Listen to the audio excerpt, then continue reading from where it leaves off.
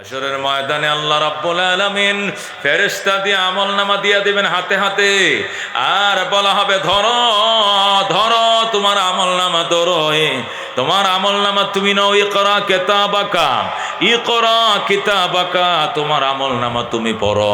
কাফা বিনফসিকাল ইয়াউমা আলাইকা হাসিবা, কাফা বিনফসিকাল ইয়াউমা আলাইকা হাসিবা, তোমার জীবনের হিসাব নিকাশের জন্য তুমি যথেষ্ট। এখানে সব লেখা আছে, আমার কিছুই বলার নাই। আল্লাহু আকবার। বান্দা আফসোস করতে থাকবে আর নিজের ধ্বংস নিজে কামনা করতে থাকবে। ইয়া ওয়াইলাতানা মা লিহাযাল কিতাব লা ইউগাদিরু সগীরাতান ওয়ালা কাবীরাতান ইল্লা আহসাহা। আফসোস করবে আর কাঁদতে থাকবে। ইয়া ওয়াইলাতানা, হে আমার কপাল পোড়া, আমার ধ্বংস, আমি ধ্বংস, আমি কপাল পোড়া। কি হলো? আমলনামার লা ইউগাদিরু সগীরাতান ওয়ালা কাবীরা, আমার জীবনের ছোট আমল বাদ দেয় নাই, বড় আমল বাদ দেয় নাই, সব এখানে লেখা রাখছে। আল্লাহু আকবার। কপাল পোড়ারা আল্লাহ দরবারে কাঁদতে থাকবে, আল্লাহ আমার জীবনেরটা উনি বরাবর কিছু বাদ হয় না, এখানে সব লেখা। আফসোস করবে আর কাঁদতে থাকবে। ইয়া ওয়াইলান উতা কিতাবি আল্লাম উতা কিতাবি আল্লাম উতা কিতাবি, চিল্লাইতে থাকবে আর বলবে, আল্লাহ আমার কেন আমলনামা দেওয়া হয়েছিল? আমাকে যদি আমলনামা দেওয়া না হতো, আমলনামা দেওয়া না হতো, আমি বেঁচে যেতাম। আমলনামা দিয়ে তো আমাকে বড় পেরেশানের মধ্যে ফেলে দেওয়া হয়েছে। আমার ঘুম হারাম হয়ে গেছে, খানা হারাম হয়ে গেছে, এমন আমলনামা কেন আমাকে আগেই দেওয়া হলো? আমলনামা পায়া মানুষ খুশি হবে, আর কপাল পোড়ার আমলনামা পায়া আগুনে জ্বলতে থাকবে। কথা কোন ঠিক কিনা? এলাই আমার কেন আমলনামা দেওয়া হলো, এই বলে সে চিৎকার মেরে কাঁদতে থাকবে। ও দুস্থ, তাহলে কি বুঝলাম? দুনিয়ার সিসি ক্যামেরা ফাঁকি দেওয়া যায়, ঠিক কিনা? এলিট ফোর্সকে ফাঁকি দেওয়া যায়। দুনিয়াতে তুমি সিআইডি পুলিশ ফাঁকি দিতে পারবা, ডিআইজি কে ফাঁকি, ডিএফআইজি কে ফাঁকি দিতে পারবা, সরকারি বিভিন্ন সংস্থা, গোয়েন্দা সংস্থাকে ফাঁকি দিতে পারবা, সিসি ক্যামেরা ফাঁকি দিতে পারবা, স্কুলের সিসি ক্যামেরাগুলো ভাঙ্গা এরপরে সিল মারতে পারবা, মাইরে তোমার মার্কারে জয় করা দিতে পারবা, এটা দুনিয়াতে পারবা। কিন্তু আল্লাহর ফেরেশতাদের আমলনামাকে ফাঁকি দেওয়া যাবে না। ফাঁকি দেওয়া যাবে? ফেরেশতাদেরকে ফাঁকি দেওয়া যাবে না। তুমি 7 তবকা মাটির নিচে যাইবা, সেখানেও ফেরেশতা তোমার সাথে থাকবে। বাথরুমে যাইবা, সেখানেও সাথে থাকবে। পানির নিচে ডুব দিবা, সেখানেও সাথে থাকবে। 7 আসমানে উঠবা, সেখানেও ফেরেশতা তোমার সাথে থাকবে। ফাঁকি দিতে পারবা না। সবচেয়ে বড় কথা, 4 নম্বর সাক্ষী হবে তোমার অঙ্গ প্রত্যঙ্গ। 4 নম্বর সাক্ষী কি হবে? তোমার অঙ্গ প্রত্যঙ্গ। তোমার হাত তোমার বিরুদ্ধে সাক্ষী দিবে, তোমার পা তোমার বিরুদ্ধে সাক্ষী দিবে, তোমার চোখ তোমার বিরুদ্ধে সাক্ষী দিবে, আমার নাক আমার বিরুদ্ধে সাক্ষী দিবে।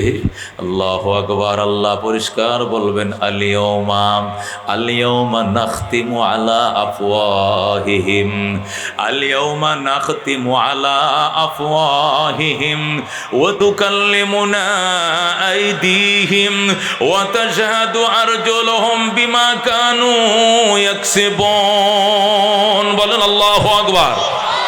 আল্লাহ বলেন, তুই মিথ্যা কথা বলতে বলতে তোর জিহ্বাটা এত লম্বা হইছে, তুই হাসরের ময়দানে আইসো মিছা কথা কও, ঠিক আছে তোমার মুখে তালা লাগায় দেব। আল্লাহ বলবেন, কত বড় সাহস, তুই মূর্তি পূজায় গেছিলে কেন? এত বড় সাহস তুই দেবতা পূজায় গেলি কেন? এত বড় সাহস তুই আল্লাহর পরিবর্তে দেবতা বানাইলে কেন? হরে রাম হরে কৃষ্ণ পূজা করলি কেন?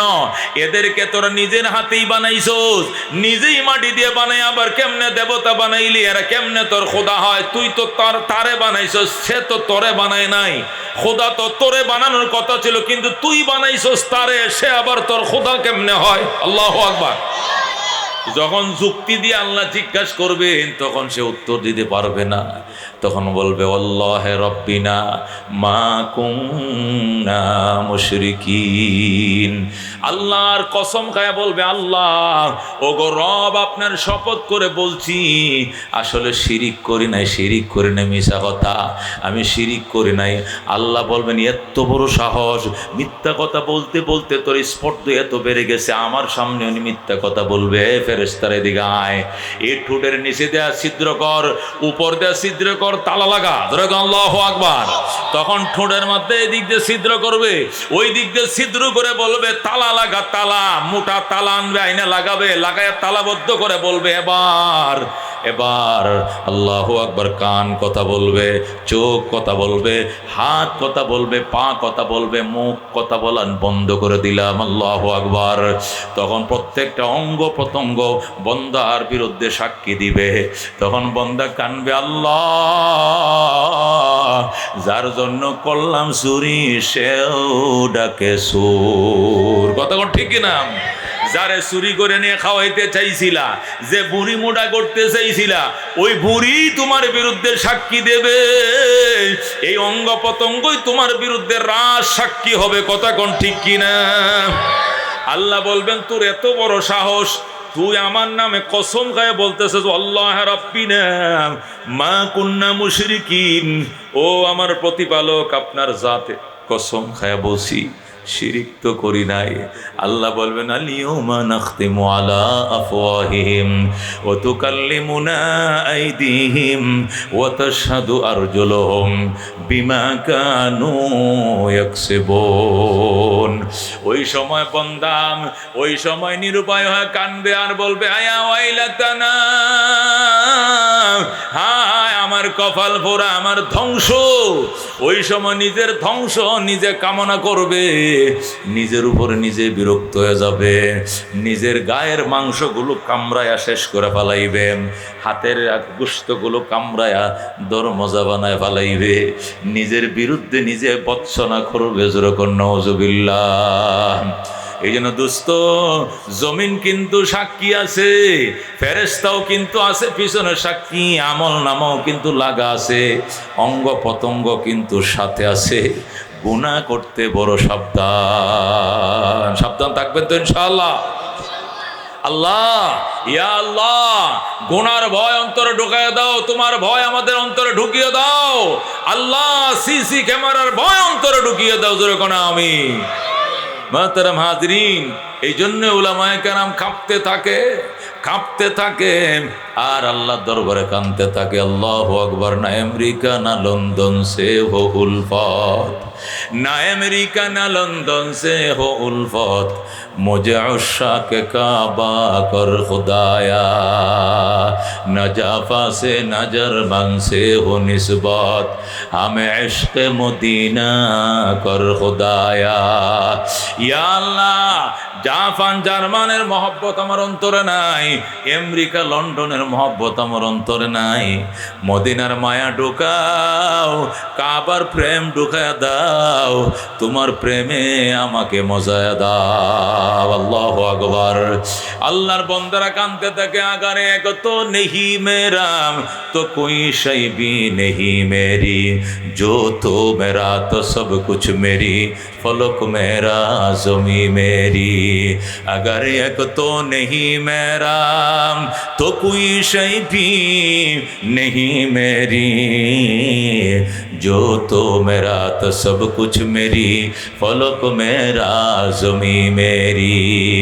আল্লাহ আল্লাহরা কান্দে, আল্লাহ তুমি যদি আমার না হও কেউ আমার নাই, তুমি যদি আমার হও সব আমার, আসমানও আমার, জমিনও আমার, পাহাড় আমার, পর্বত আমার, সব আমার কথা শুনবে তুমি যদি আমার কথা শোনো। কথা ঠিক কিনা? এই জন্য দুস্থ আল্লাহর ভয়, পরকালের ভয় ঢোকার জন্য আল্লাহকে যারা 24 ঘন্টা থরথর করে কাঁপতে থাকে আল্লাহর ভয়ে, ওই উলামায়ে কেরামের সহবতে আইসো, খুশি না বেজার? চিল্লা এখন, খুশি না বেজার? চিৎকার মেরে বলেন আলহামদুলিল্লাহ। ইয়া আল্লাহ, গুনার গাটুরি বহন করে এসেছে, মুনাজাত শেষে নিষ্পাপ করে বাসায় ফেরাও। যেরকম আমিন। এরকম বড় বড় মিছিল তো ডেলি হয় গার্মেন্টস, কথা কোন ঠিক কিনা? গার্মেন্টস ছুটি দেওয়ার টাইমে বড় বড় ফ্যাক্টরি যখন ছুটি দেয় তখন এমন মিটিং তো ডেলি হয় বিকালে সকালে, কথা কোন ঠিক কিনা? সকাল 7টায় যখন ঢুকে তখন প্যারাডাইসের বড় বড় ফ্যাক্টরিগুলো, স্কয়ারের বড় বড় ফ্যাক্টরিগুলো, এগুলো ঢুকতে এরকম মিলন মেলা হয়, বাইরে হইতে এরকম লোকের মিলন মেলা হয়, কথা কোন ঠিক কিনা? কিন্তু ওই মিলন মেলা আর আজকের মিলন মেলা কিন্তু এক নয়, কথা কোন ঠিক কিনা? এই মিলন মেলা আল্লাহ আল্লাহদের মিলন মেলা, আল্লাহর ওলিদের মিলন মেলা, নাইবে নবী ওয়ারাসাতুল আম্বিয়াদের মিলন মেলা, কথা কোন ঠিক কিনা? আল্লাহ বলেন ইন্নামা ইয়াখশাল্লাহা মিন ইবাদিহিল উলামা। এই কথার ভিতরে কোনো সন্দেহ নাই, আমার বান্দা বান্দির মধ্যে হতে উলামায়ে কেরামে আমাকে ডরায়। সুবহানাল্লাহ। আল্লাহ বলেন ইন্নামা, নিঃসন্দেহে, এই কথার ভিতরে কোনো সন্দেহ নাই, ইয়াখশাল্লাহা, আল্লাহ তাআলাকে ভয় করেন, মিন ইবাদিহি, তার বান্দাদের মধ্য হতে, আল উলামা, উলামায়ে কেরাম একমাত্র। জোরে কোন সুবহানাল্লাহ। আল্লাহ তাআলা বলেন এই কথার ভিতরে কোনো সন্দেহ নাই, আমি আল্লাহকে ভয় করার মতো ভয় আমার বান্দা বান্দির মধ্য হতে উলামায়ে কেরামই করে। জোরে কোন সুবহানাল্লাহ। না আপনারা কইতে পারেন হুজুর আজকে ওভারটাইম না করে মাহফিল শুনতে আয় পড়ছি, ওভারটাইম করলে 270 টাকা পাইতাম 4 ঘন্টায়, ওভারটাইম নাই করে মাহফিল শুনতে আইছি। কালকে ডিউটি আছে, ডিউটি বাদ দিয়েও হ্যাঁ মাহফিল শুনবো, যে কয়টা লাগাত বয়ান চলে। আমরা কি আল্লাহর ভয় এখানে আসি নাই? আমরা দান খয়রাত কি করি না? চাউল ডাল কি আমরা সাদাকা করি না? তাহলে আমরা কার ভয় করি? আমরা তো আল্লাহর ভয়েই করি, কতক্ষণ ঠিক কিনা? আল্লাহ বলেন আমাকে ভয় করার মতো উলামায়ে কেরামে একমাত্র ভয় করে। বুঝে গেল অন্য কেউ ভয় করে না। অথচ আমরা কারা কারা আল্লাহকে ভয় করি? সবাই করি, কতক্ষণ ঠিক কিনা? আমরা সবাই আল্লাহকে ভয় করি, অথচ আল্লাহ বলেন আমাকে শুধু উলামায়ে কেরামে ভয় করে। তাহলে এটার একটা প্রশ্নের উত্তর দিতে হইব না? মুফাসসিরিনে কেরাম বলেন ভয় তো বাজান অনেক প্রকারের আছে, ভয়ের কোনো শেষ নাই। ভয় শব্দটা হইলেই সব ভয় যে একই ধরনের হবে এটার কোনো জরুরি না। মানুষ কুত্তারেও ভয় করে, কথা কোন ঠিক কিনা? মানুষ মা বাবারেও ভয় করে, ঠিক কিনা? সাপরেও ভয় করে, ঠিক কিনা? আবার টিচারকেও ভয় করে, পুলিশকেও ভয় করে, কথা কোন ঠিক কিনা? মানুষ মা বাবারেও ভয় করে, আমি আমার পিতা মাতাকে ভয় করি। আবার কাতিমাসা দিন কুত্তারেও ভয় করি, কথা কোন ঠিক কিনা? তাহলে কুত্তারে যে কারণে ভয় করে মা বাবারে কি এই কারণে ভয় করে? কুত্তারে যেমনে ভয় করে মা বাবারে কি এমনি ভয় করেনি? তাহলে বলছে তো মা বাবারে ভয় করো, পাগলা কুত্তারে ভয় করো, বিষাক্ত সাপরে ভয় করো, নিজের শিক্ষকরে ভয় করো, পুলিশকে ভয় করো, সুররে ভয় করো, ডাকাতরে ভয় করো। সব ভয় কি এক ধরনের? সব ভয় কি এক ধরনের? তাহলে আল্লাহ বলছে আমারে বন্দা ভয় করে। ভয় যেটা আল্লাহরে ভয় করার মতো যে কোয়ালিটি আছে, এই কোয়ালিটিটা মৌলবীরা জানে, মৌলবীরা মানে, কতক্ষণ ঠিক কিনা? ওই কোয়ালিটি আমরা জানিও না, মানিও না, এই জন্য কয়ে মৌলবীরাই ভয় করে, আর অন্যটি ভয় করে না। কারণ কি? কারণ কি? কুত্তারে ভয় করে কেন? কাতিমাসের দিন কামড় দেওয়ান লাগতো না যদি খালি আসুর মারে, নখ দিয়া কি মারে? কামড় লাগতো না যদি আসুরা মারে, 14টা ইঞ্জেকশন লাগবো নাভির সারি কিনারে, কথা কোন ঠিক কিনা? নাইলে কি হইব? নাইলে জলাতঙ্ক রোগ হইব। 14টা ইঞ্জেকশন নাভির সারি পাশা দিতে হবে। 24 ঘন্টার ভিতরে 24 ঘন্টা পার হয়ে গেলে চলবে না। ময়মনসিংহ পারো অথবা ঢাকা মেডিকেল পারো, নাইলে গাজীপুর যেখানে পারো দৌড়াইয়া যাও। 24 ঘন্টার ভিতরে 14টা ভ্যাকসিন দিতে হবে, ইঞ্জেকশন দিতে হবে, নতুবা জলাতঙ্ক রোগ হয়ে যাবে। কুত্তার বাচ্চা ফেটে জন্ম নিবে, কুত্তার মতো গেউ গেউ করবে, পানি দেখলে ভয় পাবে, জলাতঙ্ক রোগ দেখছেননি? কুত্তায় কামড়ালে হয়, দেখছেননি? তে দুস্থ কুত্তাকে ভয় করি কেন? এই জন্য ভয় করি যদি কামড় দেয়। এই কামড় কাতিমাসা দিন, এখন আশ্বিন কাতিমাসা দিন চলতেছে, প্রত্যেকটা কুত্তার ভিতরে বাচ্চা আছে। যদি কামড় দিয়া ভয়, আসর দিয়া ভয়, 14টা ইঞ্জেকশন লাগবো। এই জন্য জমের মুখে যাব, তারপরেও কুত্তার মুখে যাইব না।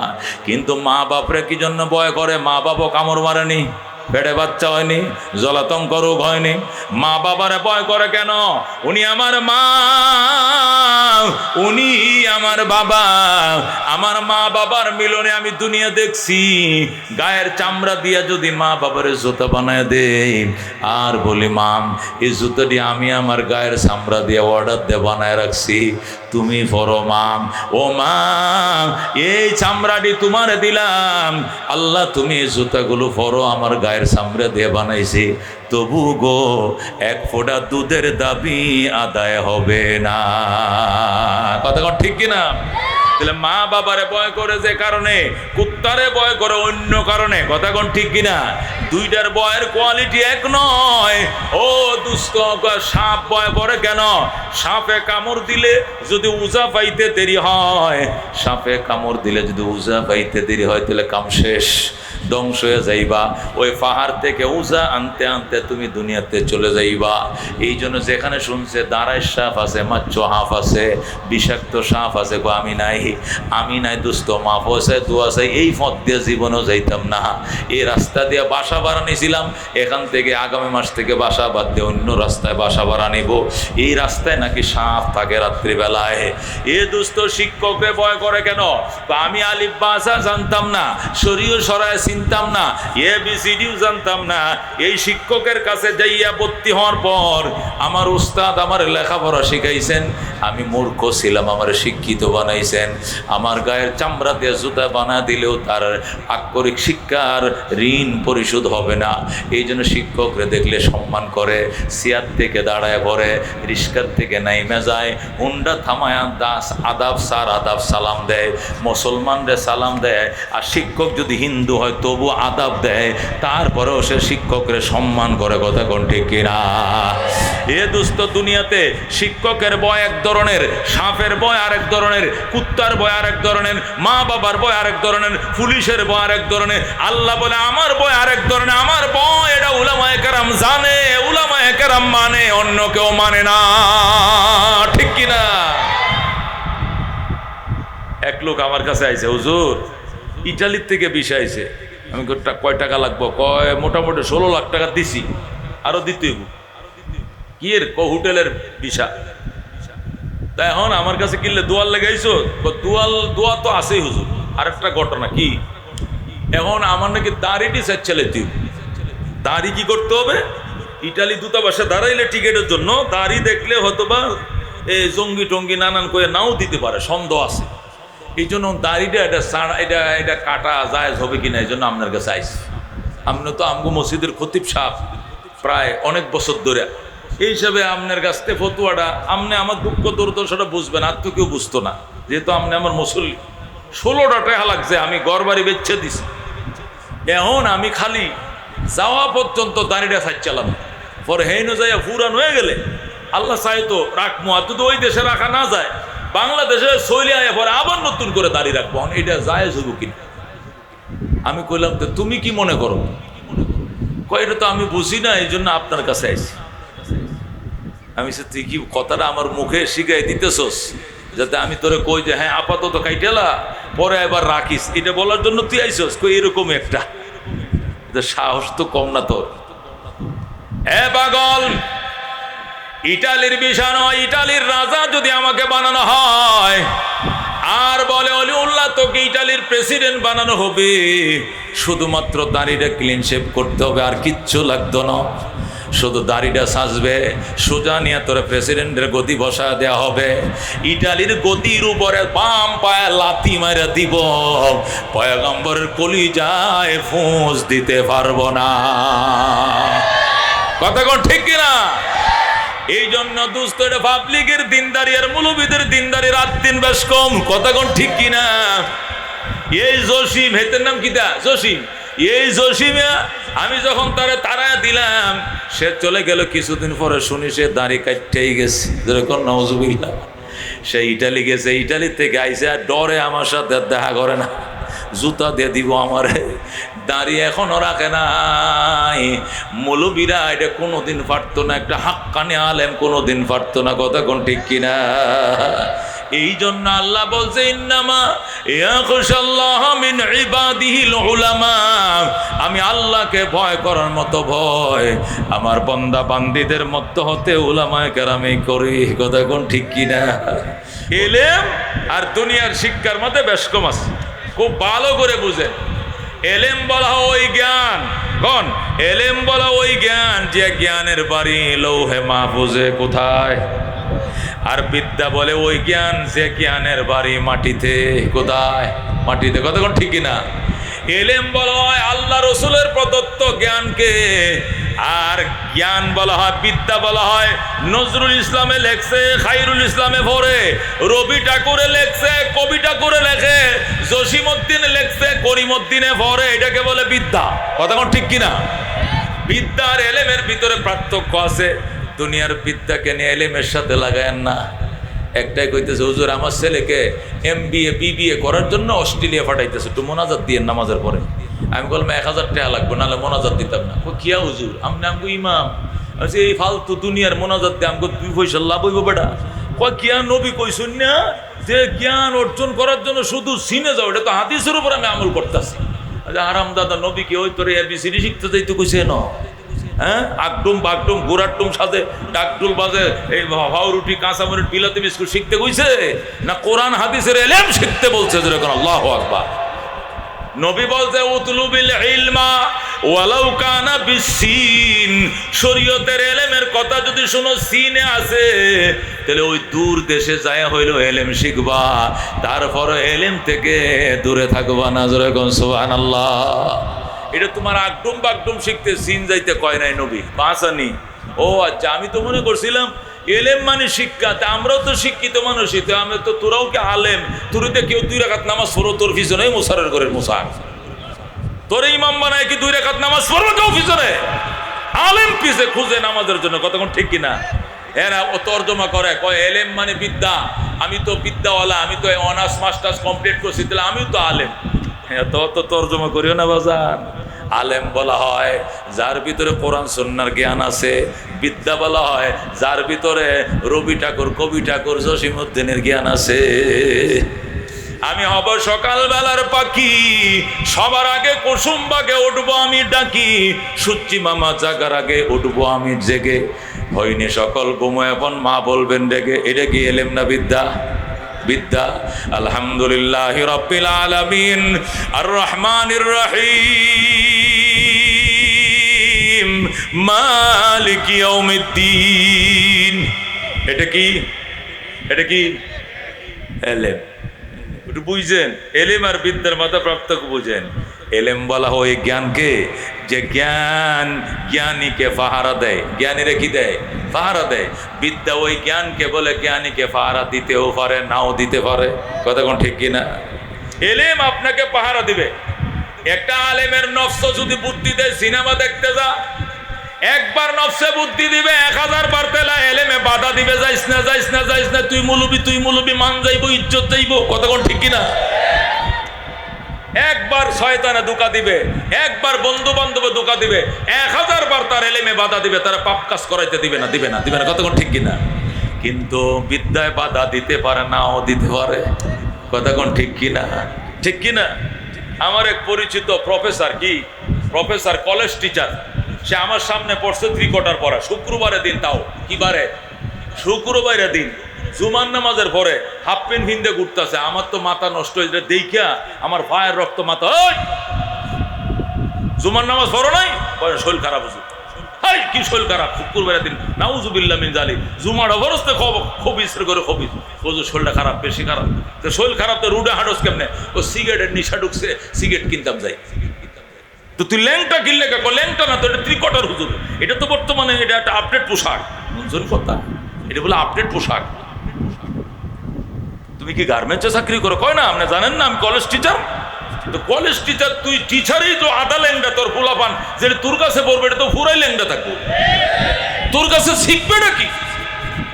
হুজুর আল্লাহ কোন কার মুখ থেকে বাইরে ছিলাম, একবারে বিসমিল্লাহ আপনার সামনে বললাম, আরে লজ্জারে দিলেন আমারে। আমি বললাম বয়স কত? 53। আবার 53 তার বয়স। আমি বললাম আমার ছোট ছেলেটার বয়স হলো 6। কত?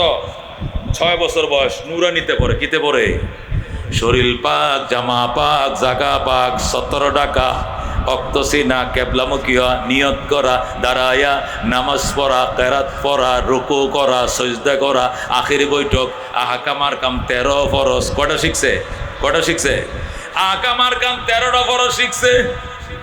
মাত্র 13টা ফরজ শিখছে। নুরানি প্রথম শিশু শ্রেণীতে পড়ে। এই ছেলেটারে তার মায় কয় আয় ফুট গোসল করায় দেই। ছেলে কয় মা তুমি গোসল করালে মানি না। কয় কেন? তুমি আমার নুনু দেই খেলাইবা। হুজুরে কইছে 70 টাকা, এটা ফরজ, এটা দেখানো যাবে না। আল্লাহু আকবার। এ খাটাস তোর বয়স 53, আমার ছোট বাচ্চাটার বয়স 6 বছর। তার 6 বছরের এই এলেমে তারে বাধা দিছে, সে হাঁটু দাম করবে না, নুনু দেখাবে না। মায়ে গোসল করালে সে মানে না, নিজের গোসল নিজে করে, ঠিক কিনা? মায়ে গোসল করালে তো হাফ প্যান্ট খুলে লাইব, পায়জামা খুললা সাবান দিয়ে ডইলে গোসল করবে আমার ছোট ফোলা, ঠিক কিনা? কিন্তু সে কয় মা তুমি গোসল করালে মানি না। হুজুরে বলছে নুনু কেউ দেখান যাইতো না, হাঁটুর থেকে নাভি পর্যন্ত ডাইকা রাখা এটা ফরজ। সুবহানাল্লাহ। এ দোস্ত, এটাকে বলে এলেম।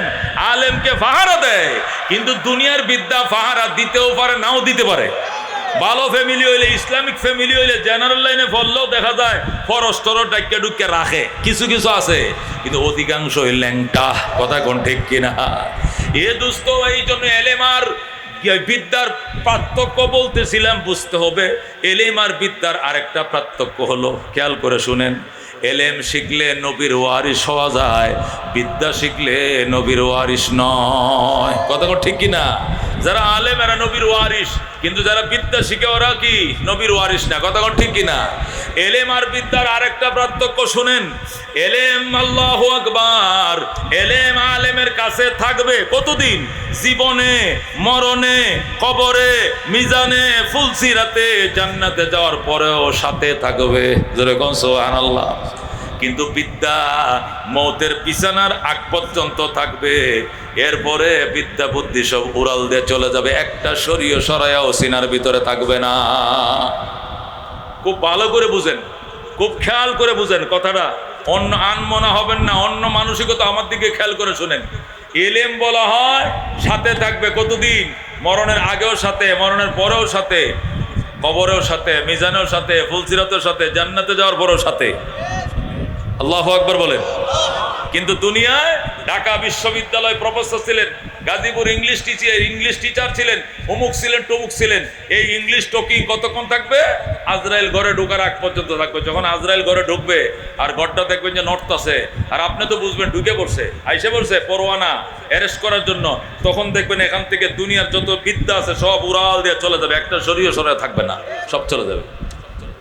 যদি কোন হুজুর এটা কোন কথা, এটা কোন হাদিস দিয়ে কইলেন, কোন আয়াত দিয়ে বললেন, তাহলে মুখে বললে হবে? যুক্তি দিয়ে বুঝান, যুক্তি দিয়ে বুঝেন, যুক্তি দিয়ে বুঝেন। দুনিয়া নকল। দুনিয়া কি? দুনিয়া আসল না নকল? আসল কি? আখিরাত। কোন? দুনিয়া নকল, পরকাল কি? আসল। কোন? দুনিয়া নকল, আখিরাত আসল। কথা কোন ঠিক কিনা? এই দুনিয়ার বিদ্যাও নকল, দুনিয়া নকল, দুনিয়ার বিদ্যাও নকল। দুনিয়া ধ্বংস হবে, দুনিয়ার বিদ্যাও দুনিয়াতে ধ্বংস হবে, এটা পরকালে যাবে না, পরকালে যাবে না। পরকাল আসল। কোন? পরকাল কি?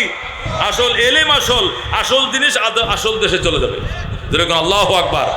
পরকাল আসল, বলেন পরকাল কি? এলেম আসল, এই জন্য এলেম পরকালে চলে যাবে। দুনিয়া নকল, দুনিয়ার বিদ্যাও নকল, দুনিয়াও ধ্বংস হবে, দুনিয়ার বিদ্যাও দুনিয়াতে ধ্বংস হবে। একটা এবিসিডি কবর থেকে ওই পারে যাবে না, একটা শরীয় সরে যাবে না। ওই দেশে কি কোন ভাষায় কথা হবে? আরবিতে। যেরকম আল্লাহু আকবার। আল্লাহ রাব্বি বলেন আহিব্বুল আরব লিসালাস, আরবিকে ভালোবাসো 3 কারণে। লিআন্নি আরবিয়ুন ওয়াল কুরআনু আরবিয়ুন ওয়াল লিসানু আহলিল জান্নাতি ফিল জান্নাতি আরবি। নবীকে আরবিকে 3 কারণে ভালোবাসো। আরবি আমি নবীর ভাষা, আরবি আমার কোরআনের ভাষা, আরবি হবে জান্নাতের ভাষা। জোরে কোন সুবহানাল্লাহ। তাহলে ইংরেজি কই গেল, বাংলা কই গেল? ওটা নকল দুনিয়ার ভাষা, এটা আসল দেশে যাবে না। নকল দুনিয়ার ভাষা নকল দুনিয়াতে থাকবে, এলেম পরকালে চলে যাবে। যেরকম আল্লাহু আকবার। যদি কয় হুজুর আরো ভালো করে বুঝায় বলেন, আরো ভালো করে বুঝায়, খেয়াল করে শুনেন। দেহ নকল। কোন? দেহ কি? জোরে কোন? দেহ কি? দুনিয়া নকল। দেহ মারা গেলে কই থাকবে? দুনিয়াতে পড়ে থাকবে। পরকাল আসল। কথা কোন ঠিক কিনা? রু আসল। কোন? রু কি? আসল। পরকাল আসল, রু আসল জিনিস আসল দেশে চলে যাবে। রু হইল আসল, পরকাল আসল। এই জন্য মানুষ মারা যাওয়ার পরে মানুষের দেহটা মারা যায়, রু মারা যায় না। রু কিন্তু আসল দেশে চলে যায়। কথা কোন ঠিক কিনা? আমরা যে জানাজা ভরাই, এটা রুর জানাজা ভরাই না দেহর জানাজা ভরাই?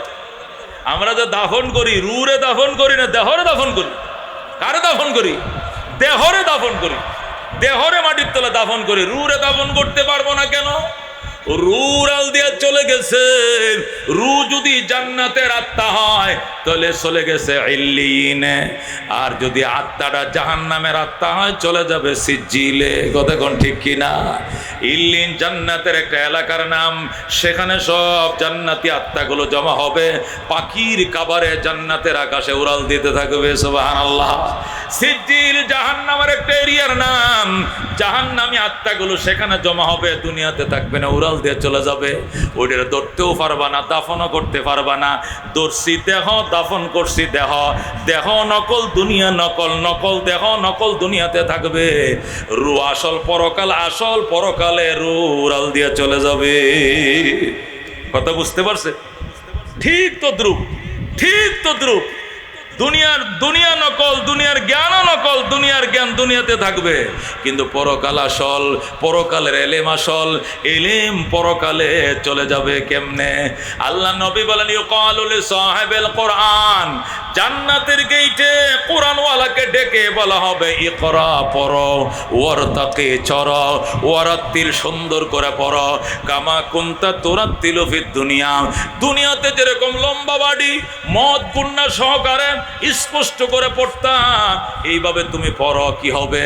ফাইন্না মানজিলাকা ইনদা আখিরি আয়াতিন তাকরাউহা, তোমার জান্নাতের তলা ওখানে শেষ হবে, আয়াতের গণনা যেখানে শেষ হবে।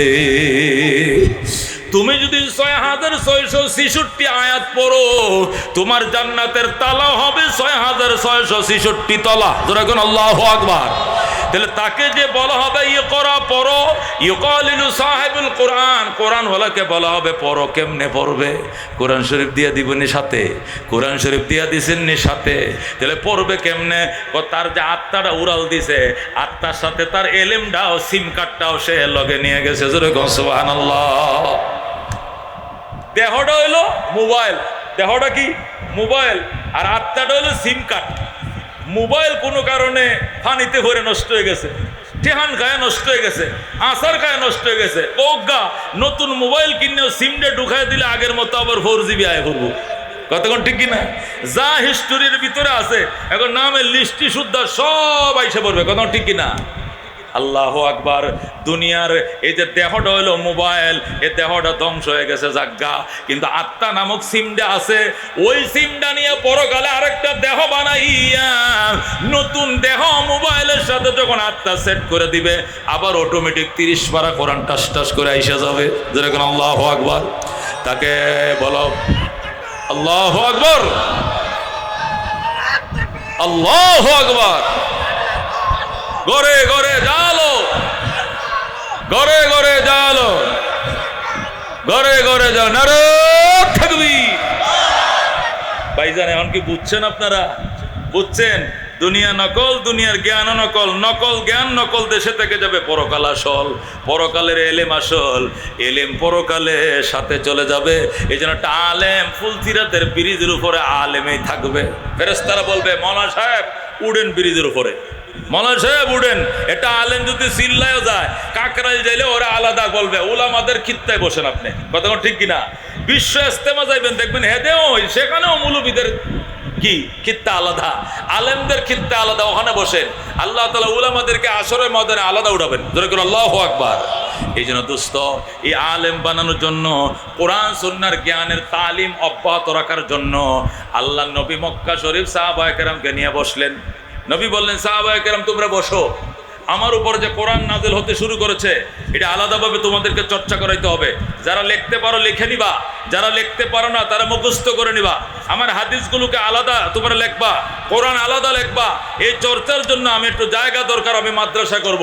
আল্লাহ নবী যখন জায়গা খুঁজলেন, হযরতে যায়েদ ইবনে আরকাম রাদিয়াল্লাহু তাআলা আনহু দাঁড়াইলেন।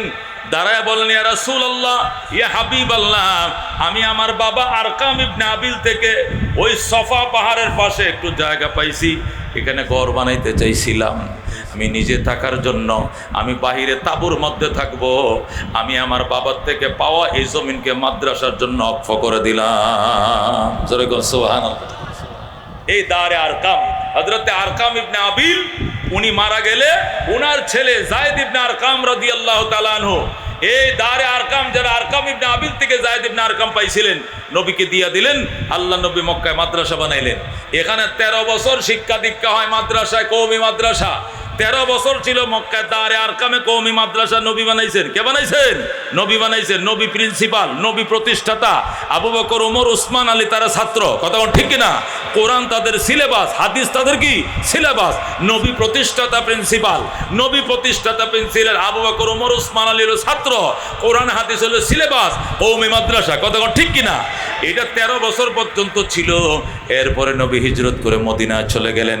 মদিনায় যাইয়া তিনি প্রথম মসজিদ বানাইলেন। মদিনায় মসজিদ ছিল না, মসজিদ বানাইলেন। ওই মসজিদে নববীর কোণার ভিতরে আবার মাদ্রাসা বানাইলেন। মাদ্রাসা তো সুফা, দারুস সুফা মাদ্রাসা বানাইলেন। সেখানে 10 বছর পর্যন্ত কোরআন সুন্নাত তালিম চালাইলেন। এরপরে নবীর তিরোধান ঘটে গেল, নবীজি দুনিয়া থেকে চলে গেলেন। এরপরে হযরত আবু দারদা রাদিয়াল্লাহু তাআলা আনহু দামেস্কে, সিরিয়ার রাজধানী দামেস্কে কওমি মাদ্রাসার 3 নম্বর শাখা প্রতিষ্ঠা করলেন। জোরে বল সুবহানাল্লাহ। কওমি মাদ্রাসার প্রথম প্রতিষ্ঠাকারী রবিজি মক্কায় দারে আরকামে, 2 নম্বর মদিনায় মসজিদে নববীতে, 3 নম্বরে হযরত আবু দারদা রাদিয়াল্লাহু তাআলা আনহু সিরিয়ার রাজধানী দামেস্কে, 4 নম্বর হযরত আব্দুল্লাহ ইবনে মাসউদ রাদিয়াল্লাহু তাআলা আনহু ইরাকের 2য় রাজধানী কুফায়। ইরাকের 2য় রাজধানী, প্রধান রাজধানী বাগদাদ। বাগদাদ বানায় নাই, আব্দুল্লাহ ইবনে মাসউদ বানাইছে কুফায়। আব্দুল্লাহ ইবনে মাসউদ বানানোর পর হযরতে আমর ইবনে আস রাদিয়াল্লাহু তাআলা আনহু, হযরতে আমর ইবনে আস যিনি মিশর বিজিতা ছিলেন, যার মাধ্যমে মিশর বিজয় হয়েছিল, হযরত আমর ইবনে আস রাদিয়াল্লাহু তাআলা আনহু মিশরের রাজধানী কায়রোতে কওমি মাদ্রাসার 5 নম্বর শাখা তৈরি করলেন। যারা কোন আল্লাহু আকবার। হযরত আমর ইবনে আস রাদিয়াল্লাহু তাআলা আনহু কওমি মাদ্রাসার 5ম শাখা প্রতিষ্ঠা করার পর আল্লাহু আকবার, এটা চলে আসে এশিয়ার ভিতরে। সুলতান মাহমুদ গজনবী রহমতুল্লাহ আলাইহি এই আফগানিস্তানের তখনকার রাজধানী ছিল গজনি, সেখানে তিনি কওমি মাদ্রাসার 6 নম্বর শাখা প্রতিষ্ঠা করলেন। সেখান থেকে ইরাকের রাজধানীতে, তখন ইরাকের রাজধানী ছিল বাগদাদ, সুলতান নেজামউদ্দিন আল মুলক, নেজামুল মুলুক যাকে বলা হতো, বাদশাহ নেজামউদ্দিন, আল্লাহু আকবার, বাগদাদে মাদ্রাসা নিজামিয়া বানাইলেন। এটাও কওমি মাদ্রাসা। কওমি মাদ্রাসার 7 নম্বর শাখা তিনি বাগদাদে বানাইলেন, নাম দিলেন মাদ্রাসা নিজামিয়া। লক্ষ লক্ষ মানুষ এখান থেকে আলেম হইছে। বলেন আল্লাহু আকবার। পৃথিবী বিখ্যাত 3 জন বড় বড় আলেম নিজামিয়াত থেকে লেখাপড়া পারে গইছে। বিশেষ করে আব্দুল কাদের জিলানী রহমতুল্লাহ আলাইহি মাদ্রাসা নিজামিয়ার ছাত্র। যেরকম আল্লাহু আকবার। পারস্য কবি, বিশ্বকবি শেখ সাদি রহমতুল্লাহ আলাইহি উনিও মাদ্রাসা নিজামিয়ার ছাত্র। হুজ্জাতুল ইসলাম ইমাম গাজ্জালী রহমতুল্লাহ আলাইহি তিনিও ছিলেন মাদ্রাসা নিজামিয়ার ছাত্র। সুবহানাল্লাহ। এই মাদ্রাসা নিজামিয়া তো প্রসিদ্ধি লাভ করছে আল্লাহর হাবিবের ইন্তেকালের পরে। মদিনার থেকে এই শিক্ষা দীক্ষা, ইসলামী শিক্ষা দীক্ষার রাজধানী হয়ে গেছে বাগদাদ। যখন বাগদাদে নাম মাদ্রাসা নিজামিয়া খুব নাম করছে, তখন আস্তে আস্তে সেখান থেকে এলমে দিন আমাদের দিল্লিতে আসা শুরু করে বলল। আল্লাহ সুলতান আল্লাহ আলতামাস রহমতুল্লাহ আলাইহি কওমি মাদ্রাসার 7 নম্বর শাখা প্রতিষ্ঠা করলেন দারুল উলুম দিল্লিতে। দিল্লিতে সুলতান আলতামাস কওমি মাদ্রাসা 7 নম্বর শাখা প্রতিষ্ঠা করলেন। সুলতান আলতামাসের কিছুদিন পর সুলতান সালাউদ্দিন ঘুরি রহমতুল্লাহ আলাইহি আজমিরে কওমি মাদ্রাসার 8 নম্বর শাখা প্রতিষ্ঠা করলেন। আল্লাহু আকবার। এইভাবে কওমি মাদ্রাসা প্রতিষ্ঠা চলছে। ওই শুধু খালি বঙ্গপ্রদেশ বুঝেননি, যে এলাকার মানুষ বাংলায় কথা বলে, মানে বাংলাদেশ, কলকাতা, আসাম, উড়িষ্যা, কয়টা 4টা। বাংলাদেশ, কলকাতা, আসাম, উড়িষ্যা, এই 4 প্রদেশের মানুষ বাংলা কথা বলে, ওইটাকে তখন একসাথে বঙ্গপ্রদেশ কইতো। বঙ্গপ্রদেশের মধ্যে মুঘলরা প্রায় 80,000 মাদ্রাসা বানাইছে। আল্লাহু আকবার। এই 80,000 কওমি সব কয়টা কওমি মাদ্রাসা ছিল। লক্ষ লক্ষ আলেম হয়েছে মাদ্রাসাগুলোর থেকে। এই মাদ্রাসাগুলো যাতে সুন্দর চলতে পারে, এই জন্য প্রত্যেকটা মাদ্রাসার নামে 200 বিঘা, 1000 বিঘা, 500 বিঘা করে সম্পত্তি ছিল, অক্রিয় সম্পত্তি ছিল। ছিল, এই সম্পদের ফসল দিয়ে মাদ্রাসাগুলো চলতো। কারো কাছে ভিক্ষা মাগা লাগতো না। মাদ্রাসাগুলো যাতে সুন্দর চলতে পারে এই জন্য মোগলরা প্রত্যেকটা মাদ্রাসার নামে 1000, 1500, 1500, 500, 700 বিঘা সম্পত্তি লিখে দিছে। আল্লাহু আকবার। মানুষ ছিল কম, জমি সম্পদ ছিল বেশি, এই জন্য মসজিদ মাদ্রাসা প্রতিষ্ঠা করতে চালিকা শক্তি বানায় দিছে। কিন্তু এইভাবে চলতে চলতে যখন এই ভারতবর্ষ ইসলামের প্রাণ কেন্দ্র হয়ে গেল, তখন বেঈমান লাল কুত্তার দলের মাথা নষ্ট হয়ে গেছে। ওই ব্রিটিশরা, ওই লাল কুত্তার দলেরা ব্রিটিশে বসে পরিকল্পনা করতেছে এই ভারতবর্ষে ইসলামের উত্থানকে যেমনি হোক ঠেকাইতে হবে। এই জন্য তারা ইস্ট ইন্ডিয়ান কোম্পানির নাম দিয়া বাদশাহ শাহজাহানের আমলে 1701 খ্রিস্টাব্দে ভারতে ঢুকে, যেরকম নওয়াজুবিল্লাহ। বাদশাহ শাহজাহান তখন ভারতবর্ষের, সে কি বাদশাহ, তখন শাহজাহানের কাছে এই ব্রিটিশ থেকে প্রতিনিধি দল এসে বলতেছে, স্যার আপনার দেশে দুইটা সম্পদ আছে, একটা হলো অনেক জমি আছে, খালি ফাঁকা জমি আছে, আপনার দেশের জমি আছে অনেক, আর লেবার আছে, শ্রমিক আছে অনেক। আমরা এই জমিকে কাজে লাগাইয়া বড় বড় মিল কারখানা ফ্যাক্টরি করব, আর এই বেকার যুবকদের কর্মসংস্থান করব। আমাদেরকে মিল কারখানা বানাইতে দেন আর বেকারদের কর্মসংস্থান করতে দেন। তখন শাহজাহান বলল, এটা তো ভালো কথা, তোমরা কর্মসংস্থান তৈরি করো। ওই সময় উলামায়ে কেরাম মিছিল করেছে আর বলছে, না মানি না, মানবো না। এই দেশে কোনো মিল কারখানা ব্রিটিশরা তৈরি করবে, এটা নিশ্চয়ই এর ভিতরে কোনো ষড়যন্ত্র আছে। মসজিদ মাদ্রাসা ইসলামী প্রাণকেন্দ্র, এটা ভারতে থাকতে দেবে না, সব ধ্বংস করে ফেলবে। আমাদের মোগলরা তাদেরকে ক্ষমতা থাকতে দেবে না, পরাজিত করবে। কিন্তু মোগলরা বুঝে নাই, শাহজাহান বুঝে নাই। উলামায়ে কেরাম ইস্ট ইন্ডিয়ান কোম্পানির বিরুদ্ধে তুমুল আন্দোলন শুরু করছে। আন্দোলনের যখন জোয়ার চলতেছে, আন্দোলন চলতেছে, তখন সমস্ত আলেম ওলামাদেরকে অ্যারেস্ট করে জেলে বন্দি করছে। বন্দি করে বলছে, মৌলবীরা দেশে গার্মেন্টস ফ্যাক্টরি বানাইবো, হাজার হাজার যুবক চাকরি করবে, কিন্তু মৌলবীরা দিতেছে না, মৌলবীদেরকে অ্যারেস্ট করো। সব আলেমদেরকে অ্যারেস্ট করছে। অ্যারেস্ট করার পর তারা মিল কারখানা করতে দিছে কাকে? ইস্ট ইন্ডিয়ান কোম্পানিকে। East Indian company mill factory কারখানা করার পর এরপরে বলতেছে, বাদশাহ শাহজাহান, এখন যে আমরা মিল কারখানা করছি, এটা পাহারা দেওয়ার জন্য সৈন্য লাগবে, তোমাদের সৈন্য দিয়ে আমরা বিশ্বাস করি না, এরা দখল করে নিয়ে যাবে, আমরা আমাদের থেকে সোলজার আনবো, সেনা আনবো। তখন রাত্রে জাহাজ ভরে ভরে তারা সেই ব্রিটিশ থেকে সেনা আনছে, তাদের মিল ফ্যাক্টরি ইন্ডাস্ট্রি পাহারা দেওয়ার নিয়তে। কিন্তু নিয়ত তো এটা ছিল না, নিয়ত ছিল ক্ষমতায় বসা। শেষ পর্যন্ত মোগলদেরকে পরাজিত করে টিপু সুলতান সহ সমস্ত মোগলদেরকে পরাজিত করে তারা ক্ষমতায় বসে যায়, আর আমাদের রাজাদেরকে ঘাড় ধরে নামিয়ে দেয়। কথা ঠিক কিনা? তখন কাঙ্গালের কথা বাসি হইল পরে, তখন মোগলরা বলতে, হাই রে, হুজুরা যে কইছিল আসলে ব্যবসা তো এর নাম ছিল, আসল তো উদ্দেশ্য গদি দখল করা, আমরা তো বুঝি নাই। হুজুর আপনারা যেটা কইছিলেন এইটাই ঠিক আছে। শেষ পর্যন্ত সবাই পরাজিত হলো, তারা ক্ষমতায় বসে গেল। ক্ষমতায় বসার পর তারা বলতেছে, দেখেন এদেশে হিন্দু মুসলমান দুই ধর্মের মানুষে আছেন, মুসলমান থেকে হিন্দু বেশি, এই জন্য গণেন তো এই এলাকার মধ্যে মসজিদ কয়টা? 3টা মসজিদ। একটা মসজিদকে মন্দির বানান, না হলে বৈষম্য হবে। হিন্দুরা যাতে পূজা করতে পারে, একটা মসজিদকে মন্দির বানান আর 2টা মসজিদ থাক, তাহলে ঠিক আছে। মুসলমান কি করবে, বাইরে না বাইরে মানছে, আচ্ছা ঠিক আছে, যেহেতু 3টাই মসজিদ, একটাও মন্দির নাই এখানে, আচ্ছা একটা মসজিদকে তারা মন্দির বানাবে আর 2টা মসজিদ থাকবে। কিছুদিন পরে বলতেছে, দেখেন হিন্দু তো বেশি, মুসলিম কম, তাহলে মসজিদ 2টা, মন্দির একটা, এটা তো হয় না, মসজিদ আর একটা কমান, ভাঙ্গেন, মসজিদও একটা, মন্দিরও একটা। নাউজুবিল্লাহ। এর কিছুদিন পর ব্রিটিশ ফরমান জারি করলো, যে যে এলাকার মধ্যে মুসলমান আছে শুধু ওই এলাকায় মসজিদ থাকবে, অন্য এলাকার মধ্যে অল্প মুসলিম যেখানে, এখানে মসজিদ কোনো প্রয়োজন নাই, শুধু মন্দির থাকবে। এইভাবে করতে করতে সমস্ত মসজিদ মাদ্রাসাগুলোকে ঘুরিয়ে দিয়েছে, ধ্বংস করে দিয়েছে। যেরকম নাউজুবিল্লাহ। শুধুমাত্র মন্দিরগুলো ছিল। এরপরে উলামায়ে কেরাম তুমুল আন্দোলন শুরু করেছে। প্রচুর আন্দোলনের মুখে ব্রিটিশরা পলানোর রাস্তা পাইতেছিল না, এমন আন্দোলন শুরু হয়েছে। ব্রিটিশ কোন দিকে পলাবে যখন কুল পাচ্ছিল না, তখন যায়া মুসলমানদেরকে সান্ত্বনা দেওয়ার জন্য 1701-এ তারা ঢুকছে, 1787-তে তারা কলকাতা আলিয়া মাদ্রাসা তারা বানায় দিছে। আমাদেরকে বানায় দিয়া বলতেছে, 80,000 মাদ্রাসা ভেঙ্গে একটা মাদ্রাসা বানায় দিলাম, একটাই 80,000-এর কাম দিব, আপনারা এইটাতেই সন্তুষ্ট থাকেন। ওলামায়ে কেরাম বললেন, মাদ্রাসা ভাঙছেন 80,000, বাইদা দিছেন একটা মাত্র, আমরা মানি না। কয় না, এটা সরকারি মাদ্রাসা, এটার বেতন টেতনের জন্য অক্রিয়া কোনো সম্পত্তি লাগবে না, সাহায্য তুলতে হবে না, সরকার বেতন দিবে। আল্লাহু আকবার। তারা মাদ্রাসা বানাইলো, মাদ্রাসা জমি কিনে দিছে খ্রিস্টানরা। কারা কিনে দিছে?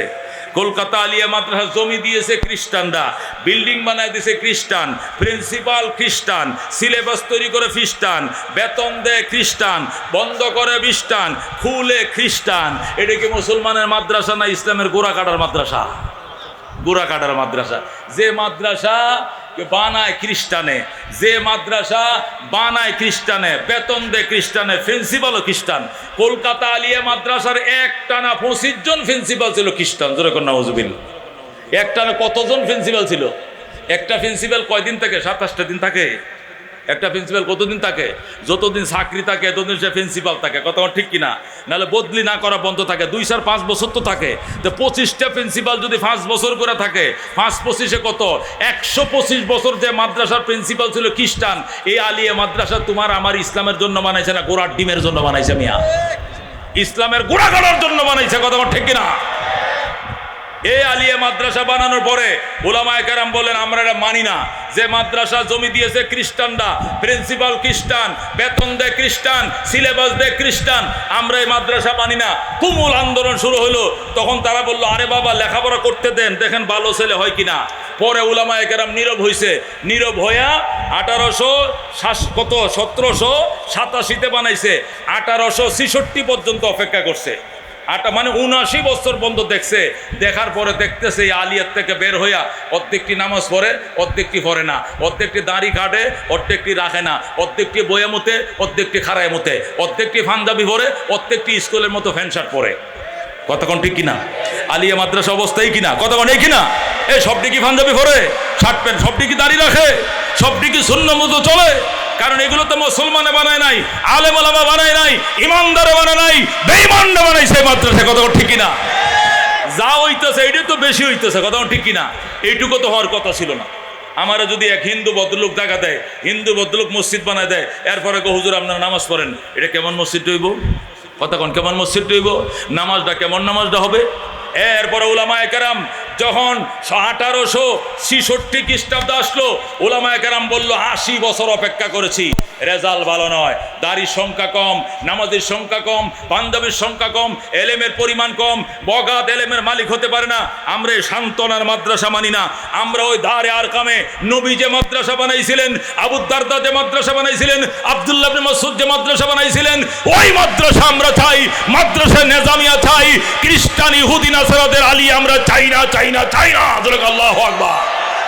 যখন বললো আমরা চাই না, নামেন, যখন উলামায়ে কেরাম বললো যে এই সান্তনার মাদ্রাসা চাই না, তখন ব্রিটিশ খেদাও আন্দোলন শুরু হয়ে গেল। ব্রিটিশটা দেখতেছে বঙ্গোপসাগর ছাড়া আমাদের পলানোর জায়গা নাই। তখন কো হুজুর আচ্ছা বড় মাদ্রাসা একটা আপনারাও বানান, তবে একটা বানাবেন। এই পুরা ভারতের মধ্যে যেখানে পছন্দ সেখানে বানান, একটা প্রতিষ্ঠান বানানোর জন্য অনুমতি দিলাম। তখন উলামায়ে কেরাম টিম গঠন করে সফর শুরু করলো। একবারে বার্মা পর্যন্ত সফর করছে। কলকাতা, বাংলাদেশ সহ দিল্লি, পাকিস্তান সহ নেপাল, ভুটান সফর করার পর সারা দেশে টিম, উলামায়ে কেরামের টিম 7-8 জনের বরেণ্য উলামায়ে কেরামের টিম ঘুরতেছে কোথায় মাদ্রাসা বানানো যায়।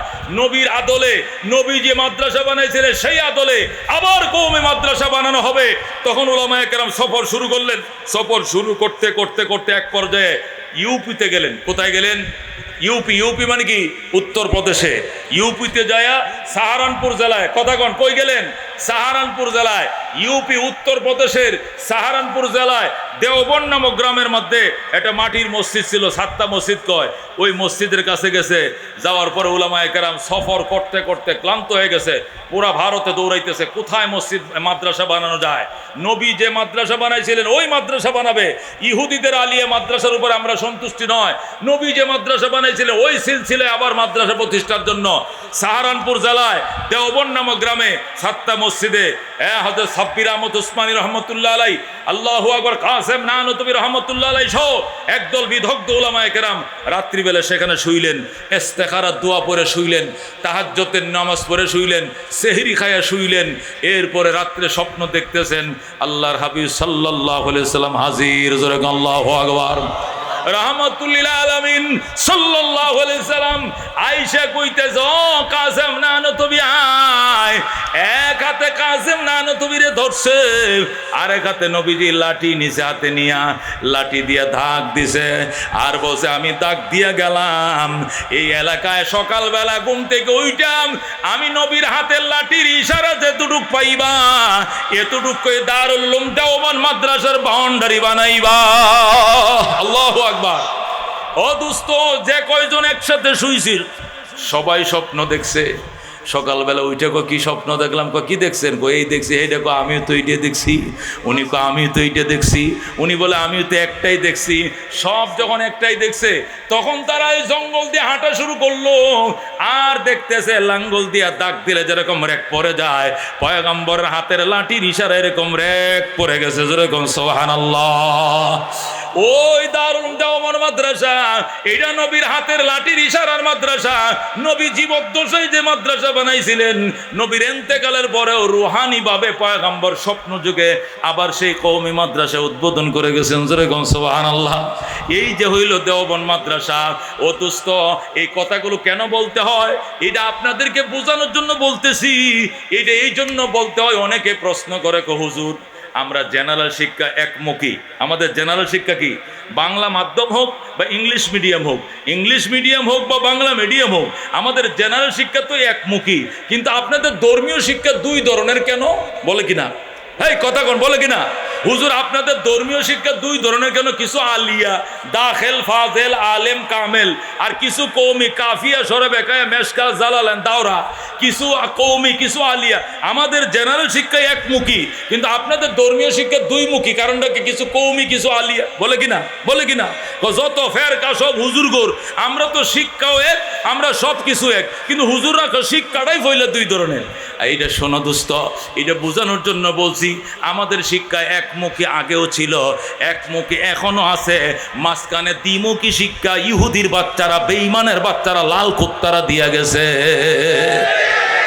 আলিয়া মাদ্রাসা আমাদের কোনো আকাবেররা বানায় নাই, এটা কোনো আমাদের হয়ে আশেকে মোস্তফা সহ বানায় নাই, এটা হাফিজ জুজুরও বানায় নাই, এটা কোনো আশরাফ আলী থানভী বানায় নাই, এটা কারি তৈয়ব সহ বানায় নাই, রশিদ আহমদ গঙ্গুহি বানায় নাই, হাজি ইমদাদুল্লাহ মহাদের মক্কি বানায় নাই। এটা হযরত মাওলানা কে বানাইছেন জানেন? এই হযরত মাওলানার নাম হলো লর্ড ওয়ারেন হেস্টিংস, কুত্তার বাচ্চা। কথা ঠিক কিনা? ব্রিটিশের কি ছিল? গভর্নর ছিল এই ভারতবর্ষে, তার নাম কি ছিল? Lord Warren Hastings. পড়ছেন কিনা ইতিহাসে? ওই হযরত মাওলানা কুকুরের বাচ্চা রেডি বানাইছেন। কথা কোন ঠিক কিনা? এটা কোনো মুসলমানের বাচ্চায় আলিয়া মাদ্রাসা বানায় নাই। আলেম ওলামা দূরের কথা, নামাজি দূরের কথা, আল্লাহর ওলি হওয়া দূরের কথা, হযরত মাওলানা দূরের কথা, কোনো ইমানদারই বানায় নাই কওমি মাদ্রাসা, ইয়া আলিয়া মাদ্রাসা। কথা কোন ঠিক কিনা? কওমি মাদ্রাসা বানাইছে নবীজি নিজে, যেরকম আল্লাহু আকবার। মাঝখানে 200 বছর তারা বন্ধ করে দিয়েছিল, 200 বছর বন্ধ ছিল। 200 বছর পরে যে নবী বানাইছিল ওই নবী আবার লাঠির ইশারাতে আবার পুনরায় উদ্বোধন করছে দেওবন্দ মাদ্রাসা। সেই দেওবন্দ থেকে লেখাপড়া করে আসার পর তারা বানাইছে হাটহাজারী মাদ্রাসা, সেখান থেকে পয়রা বানাইছে লালবাগ মাদ্রাসা, সেখান থেকে ফরিদাবাদ, সেখান থেকে হইতে হইতে হইতে হইতে আজকে এখানেও, যেরকম আল্লাহু আকবার। তারা 80,000 মাদ্রাসা ভাঙছিল ব্রিটিশের দলেরা। আল্লাহ রহমতে আমাদের উলামায়ে কেরাম 1,80,000 মাদ্রাসা আবার বানাইছে। তারা ভাঙছিল 80,000, আমাদের মাতার তাজ মুরব্বীরা বানাইছে 1,80,000। যেরকম আল্লাহু আকবার। বাংলাদেশে বর্তমানে 85 লক্ষ আলেম আছে, যেরকম আলহামদুলিল্লাহ। 24 লক্ষ কোরআনের হাফেজ আছে, যেরকম আলহামদুলিল্লাহ। 85 লক্ষ আলেম, 24 লক্ষ কোরআনের হাফেজ বাংলাদেশে। খুশি হয়েছেন কিনা? আলহামদুলিল্লাহ বলেন।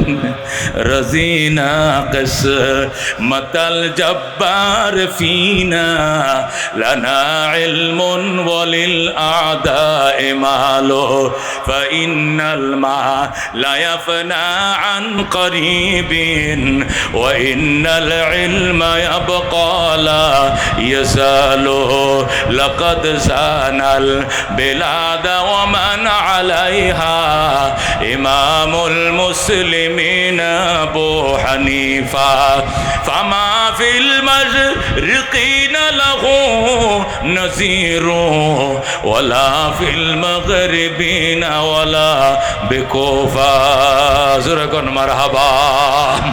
এই জন্য আল্লাহ নবী ডাক দিয়ে বলছেন, মান করাল কোরআন, আমার হাতেই প্রতিষ্ঠিত মাদ্রাসায় আসো, আল্লাহর কোরআন পড়ো, ফাস্তাযহারাহু, সিনার ভিতরে ধারণ করো। নবী বলেন, এই কোরআন পড়ে যারা সিনায় ধারণ করবে, আদখালাহুল্লাহু তাআলা আল জান্নাহ, ওই হাফেজে কোরআনকে আল্লাহ প্রথম জান্নাতের টিকিট দিবেন। সে দাঁড়ায় থাকবে টিকিট নিয়ে, আমার মায় কই, আমার বাবায় কই, আমার লজিং মাস্টার কই, আমার সভাপতি সেক্রেটারি ওদেরকে না দিলে যাবো না। তখন আমার আল্লাহ ফেরেশতাদেরকে বলবেন, ওয়াশফাহু ফি আশরাতিন মিন আহলি বাইতিহি কুল্লুহুম কদ ওয়াজাবাত লাহুন নার। আরো 10টা ব্যক্তিকে সুপারিশের অনুমতি দিলাম, যাদের উপরে জাহান্নাম ওয়াজিব, এমন 10টাকে লগে নিয়ে জান্নাতে ঢুকে যাও। জোরে করে আল্লাহু আকবার। এ ভাই দুস্থ বুজুর্গ, মেশিন তুমি চালাও, ফ্যাক্টরিতে চাকরি তুমি করো, 18 ঘন্টা ডিউটি করো, নিজের ছেলেদেরকে কষ্ট দিও না, নিজে কষ্ট করো, বউরে কষ্ট করাইতেছ, সন্তানকে সোনার সন্তান, মদিনার সন্তান বানাও, আলেম বানাও, ইজ্জত পাবে দুনিয়াতে, তোমার সন্তান তোমার জানাজা পড়াবে। আল্লাহ বলবেন, যা বন্দা বাপের জানাজা তুই পড়াইছিস, কাতার সোজা করেন, এটা আমার বাবার জানাজা, বাবার লাশ, আমি তার সন্তান, আমি তার ফুলা, নামাজ পড়াইতেছি। আল্লাহু আকবার, আল্লাহু আকবার, আল্লাহু আকবার। আসসালামু আলাইকুম ওয়া রাহমাতুল্লাহ, আসসালামু আলাইকুম ওয়া রাহমাতুল্লাহ। আল্লাহ বলবেন, বান্দা নিজের বাবার জানাজা তুমি পড়াইলা, আল্লাহুম্মা গফির লি হাইয়িনা কয়ে ডাক দিলাম, আমি আল্লাহ তোর বাবার লাশ মাটির উপরে থাকতেই তার জীবনের সব গুনাহ মাফ করে দিলাম।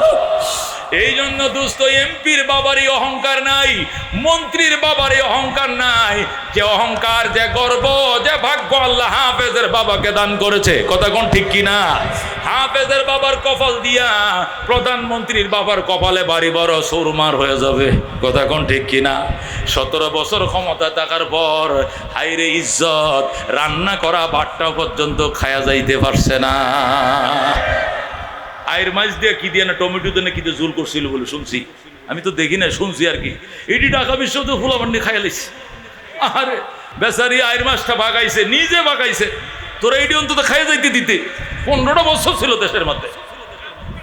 মুসলমান, এইটা হলো দুনিয়ার ইজ্জতের অবস্থা।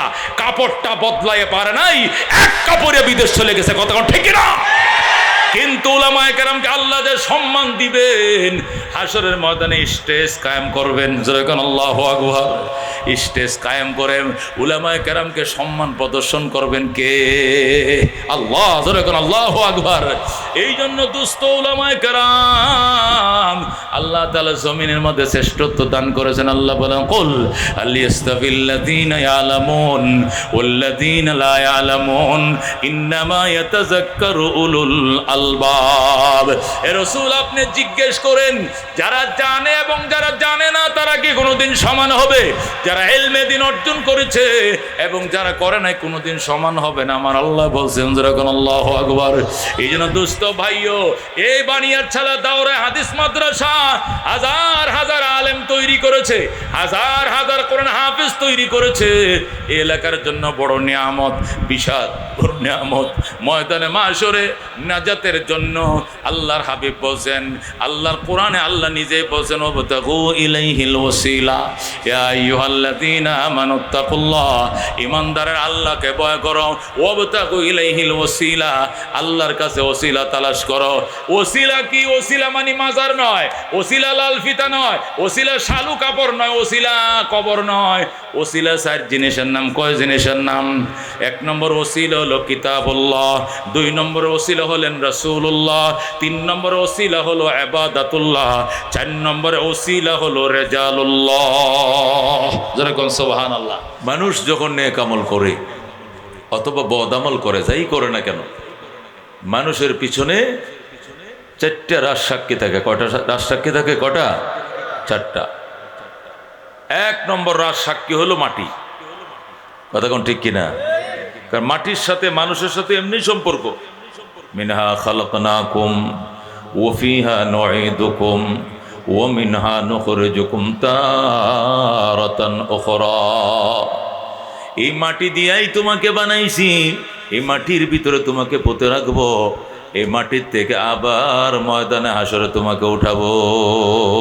কতক্ষণ ঠিক কিনা? এই মাটির সাথে সম্পর্ক আছে না নাই? মাটির উপরে থাকলেও মাটির সাথে সম্পর্ক, মাটির ভিতরে থাকলেও সম্পর্ক, মাটির থেকে আবার উঠলেও মাটির সাথে সম্পর্ক। এই জন্য মাটি জীবনের বড় রাজসাক্ষী, ঠিক কিনা? ও দুস্থ, ময়দানে মাশরে যদি পাপ করে অস্বীকার করো পাপ করি নাই, মাটি তোমার বিরুদ্ধে 1 নম্বর সাক্ষী দিবে। কতক্ষণ ঠিক কিনা? আমার বুকে বসবাস করেছে, আমার বুকে থম্ব করে চলেছে, পাপ করে চলেছে, অনুশোচনাও ছিল না। আল্লাহ তারে ধরো, আমি মাটি তার বিরুদ্ধে সাক্ষী দিলাম। যেরকম নাউজুবিল্লাহ। দোস্ত, ওই দিন কি দিবে? মাটি সাক্ষী দিবে। আল্লাহ বলেন, ইজা জুলজিলাতিল আরদু জিলজালাহা, ইজা জুলজিলাতিল আরদু জিলজালাহা ওয়া আখরাজাতিল আরদু আসকালাহা ওয়া ক্বালাল ইনসানু মা লাহা বিআন্না রাব্বাকা আওহা লাহা। আল্লাহু আকবার। আল্লাহ বলেন, যেদিন জমিন তার নিজস্ব কম্পনে প্রকম্পিত হয়ে যাবে, জমিনের ভিতরে যে গোপন কথা ছিল সব জমিন বের করে দিবে। জমিন পরিষ্কার বলবে, আল্লাহ, আমি জমিনের উপরে বসে জিনা করছে, সুদের টাকাটি আমি জমিনের উপরে বসে গুনছে, সে চুরি করছে, সে ডাকাতি করছে, সে এই পাপ করছে, ওই পাপ করছে, সে খুন করছে। নীরবে এই গাজীপুরের জঙ্গলের ভিতরে নিয়া মাটির উপরে শোয়ায়া, এরপরে উপর করে শোয়ায়া চাকু দিয়ে তাকে সে জবে করছে, আমি জমিন সাক্ষী। ওই সময় দুস্থ অস্বীকার করার কোনো উপায় থাকবে না, ঠিক কিনা? এই জন্য দুস্থ, সবচেয়ে বড় পাপ, সবচেয়ে মহাপাপ, জমিনকে সাক্ষী বানায় পাপ করা সবচেয়ে বড় মহাপাপ। আর এই পাপের মধ্যে আরো জঘন্যত পাপ হলো জমিন আত্মসাৎ করা। আল্লাহর হাবিব বলেন যে জমিন দিয়ে, যে মাটি দিয়ে তোমার বানাইছি, এই মাটি যদি তুমি আত্মসাৎ করো, মান ইকতাতা শিবরাম মিনাল আরদে মান আখাযা শিবরাম মিনাল আরদে, যে ব্যক্তি 1 বিঘা জমিন আত্মসাৎ করবে, তাওয়াকাহুল্লাহু ইলা সাব'i আরাদিন ইয়াউমাল কিয়ামাহ, কিয়ামতের দিন 7 তবকা জমিনকে তার গলার মালা বানিয়ে দিয়ে তারে দাঁড় করাইবেন হাশরের ময়দানে। আল্লাহ বলেন, চুরি করার জিনিস পাইছিলেন না, আত্মসাৎ করার জিনিস পাইছিলেন না, মাটিও মানুষ চুরি করে, জমিনও মানুষ দখল করে। জমিন দখল করছো, শক্তির মহড়া দেখাইছো, সীমানার কোটা 3 হাত দূরে নিয়ে কাটছে, কয় বেড়া হইলে আয় সীমানার খোটাটা তুলতে কি কুপতে গলা গাইডালাম। রাঙ্গা দিন বুইলা যায়, এখন আমি ক্ষমতায়, বলে কিনা, আয় কে আইবি, আয় এখানে থাকবে সীমানার খোটা। 30 বছর পর্যন্ত আইল ছিল এখানে, 30 বছরের মাথা আইল চলে গেছে ওখানে। নবী বলেন, সব সহ্য করা হবে, সীমানার খোঁটা নাড়াইছে, এটা কোনোদিন মেনে নেওয়া হবে না। এই জন্য দোস্ত, মানুষ নেক আমল করুক আর বদ আমল করুক, মানুষের নেক আমলের পক্ষে বদ আমলের বিপক্ষে সাক্ষী হয় 4 জিনিস। কয় জিনিস? 1 নম্বরে জমিন, 2 নম্বরে ফেরেশতা। 2 নম্বর সাক্ষী কে? এই যে আমরা এখানে মাহফিল ওয়াজ শুনতেছি, চারপাশে ডিউটির ফেরেশতা আছে না নাই? এই যদি রাজনৈতিক সমাবেশ হইতো, রাজনৈতিক সমাবেশকে নিরাপত্তা দেওয়ার জন্য রাজনৈতিকভাবে থানার থেকে পুলিশ কল করে আনা হইতো। কথা ঠিক কিনা? এতটুক লোক দিয়ে যদি বিএনপি সমাবেশ করতো, এতটুক লোক দিয়ে যদি কোনো রাজনৈতিক দলের সমাবেশ করতো, 2 প্লাটুন পুলিশ লাগতো। কথা ঠিক কিনা? বাসি ফুয়াইতো আর বলতো, পকেট চেক করো, এই বোমা আছে কিনা দেখো, অমুক আসেনি হমুক আসেনি, চেক করতো। কথা ঠিক কিনা? কেন? এটা দলীয় সমাবেশ, দলীয়ভাবে পুলিশ তলব করা হয়েছে, তারা এটাকে চেক দিতেছে। এটা আল্লাহর সমাবেশ। এই সমাবেশ কার? এই মজলিস কার? আল্লাহর। এই জন্য আল্লাহর নিরাপত্তা কর্মীরাও কিন্তু এখানে নামছে। আল্লাহর নিরাপত্তা কর্মীরা 4 দিকে বেষ্টন হয়ে দাঁড়ায় রয়েছে। কথা কোন ঠিক কিনা? আল্লাহর নিরাপত্তা কর্মীরা এখানে দাঁড়িয়ে আছে, এগুলো সব ক্যামেরা বন্দী হচ্ছে, সব ক্যামেরা বন্দী হচ্ছে। লা ইয়াসুন আল্লাহ মা আমারাহুম লা ইয়াসুনাল্লাহা মা আমারাহুম, আল্লাহ যে হুকুম তাদেরকে দিচ্ছেন বিন্দু পরিমাণ তারা এখান থেকে চুল বরাবর তারা খেয়ানত করে না, অবাধ্যতা করে না। যেভাবে বলা হচ্ছে এইভাবে পিকচার নিতেছে, ওইভাবে ঘটনা লিখতেছে, আমল নামায় সব কিছু ওঠানো হচ্ছে, বিন্দু পরিমাণ কিঞ্চিত পরিমাণ খেয়ানত চলছে না। ধরে কোন সুবহানাল্লাহ। তাহলে 2 নম্বর সাক্ষী ফেরেশতারা, কথা কোন ঠিক কিনা? আল্লাহ বলেন কিরামান কাতিবিন ইয়ালামুনা মা তাফআলুন। আল্লাহু আকবার। সম্মানিত লেখক ফেরেশতা, এরা জানে তুমি কি করছো, এরা জানে তোমরা কি করছো, সব এরা পাশে থেকে সব ক্যামেরাবন্দি করতেছে। কথা কোন ঠিক কিনা? মা ইয়ালফিযু মিন কাওলিন ইল্লা লাদাইহি রাকীবুন আতীদ। আল্লাহু আকবার। আল্লাহ বলেন কথাটা মুখ দেয়া বের হতে দেরি, এই কথা রেকর্ড হতে দেরি হবে না, এটা আল্লাহর ফেরেশতার সাথে সাথে রেকর্ড করে ফেলছে। এই জন্য দোস্ত, নেক আমল যে করছো, 1 নম্বর সাক্ষী তোমার পক্ষে জমিন, 2 নম্বর সাক্ষী হলো ফেরেশতা, 3 নম্বর সাক্ষী হলো আমল নামা। কথা কোন ঠিক কিনা? 3 নম্বর সাক্ষী হবে কি? আমল নামা। আল্লাহ 4টে জিনিসকে ওসিলা বানাইছেন ময়দানে হাসরে নাজাতের জন্য। 1 নম্বর ওসিলা হবে কিতাবুল্লাহ, আল্লাহর কিতাব হবে বান্দার জন্য ওসিলা। কোরআন সুপারিশ করবে, জান্নাত দিয়ে দিবে। নবী সুপারিশ করবে, জান্নাত দিয়ে দিবে। ইবাদত সুপারিশ করবে, জান্নাত দিয়ে দিবে। রেজালুল্লাহ, কোরআন হাফেজ যারা, আলেম যারা সুপারিশ করবে, জান্নাতে নিয়ে যাবে। মুসিবতের দিনে উলামায়ে কেরামের সাথে কারা কারা জান্নাতে যাইতে চায়? হাত বাড়ায়। লিল্লাহি তাকবীর। আল কোরআনের আলো, আল হাদিসের আলো।